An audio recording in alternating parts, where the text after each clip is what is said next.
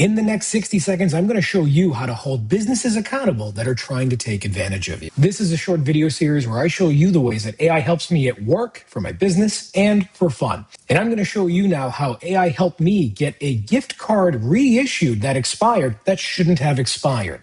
Back in August, I bought 4 new tires and got a $60 gift card reissued to me as a rebate for those tires as a Visa gift card.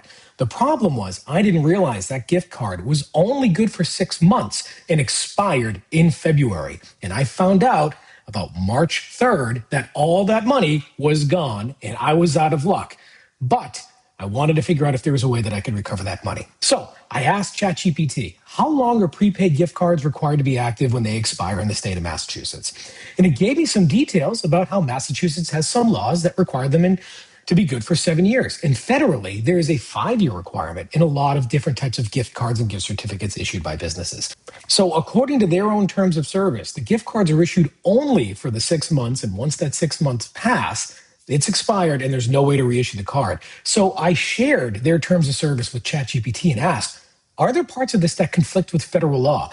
And it did identify a couple of issues and areas where it could be violating federal law. Most importantly, with the CFPB, Consumer Finance Protection Bureau, issues or requires that most gift cards last at least 5 years. So I asked it to draft me an email, which you see right here. And I said, I'm writing regarding this Visa digital gift card through your company. According to my records, the card was issued in August.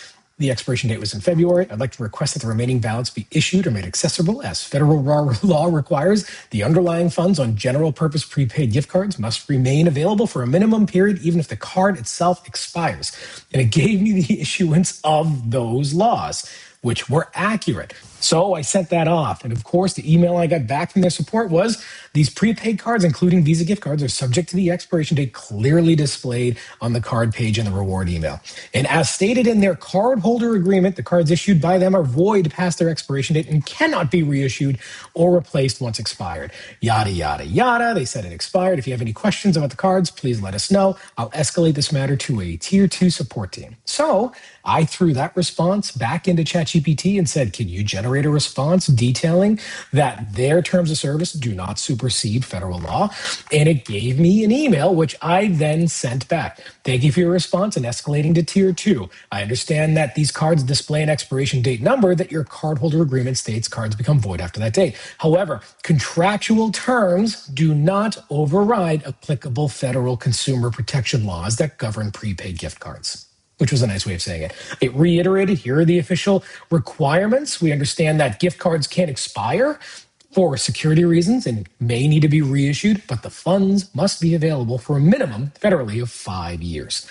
So after I sent that email, we did have a back and forth about the email address so they could find the actual card on file we were referring to. And they did say, while it's not generally part of our policy to reissue expired cards, we're making this one-time exception for this one-time reward. Now, either I'm right or they're done arguing with me. Either way, they sent me my prepaid gift card back and I used it immediately and got my funds back. And this was all because ChatGPT helped me cite and find and reply back to these emails. I spent a total of 15 minutes doing this. I'm spending more time making this video showing you how I did this. And this ultimately just paid off 3 months of my ChatGPT subscription.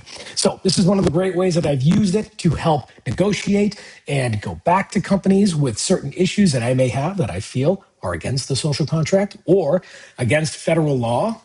I'd love to know how you're using ChatGPT or if there's any cool ideas you want me to experiment with.